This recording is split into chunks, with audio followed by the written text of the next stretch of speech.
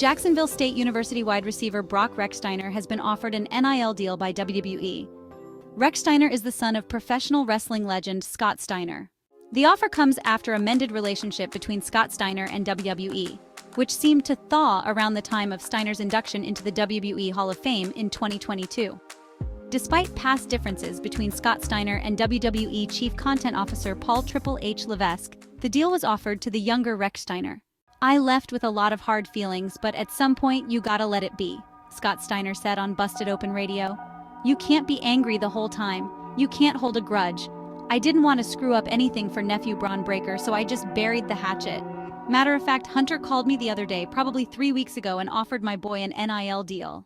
Brock Steiner has played 3 seasons of college football, catching 16 passes for 246 yards and 2 touchdowns. He is a rising senior at Jacksonville State. As most fans know, Brock's cousin, Braun Breaker, Bronson Steiner, currently competes on WWE programming and is the reigning Intercontinental Champion. Braun Breaker played football at Kennesaw State and briefly signed with the Baltimore Ravens before beginning his professional wrestling career. It looks like we could have another Steiner in WWE in the next few years if Brock decides to make the move from football.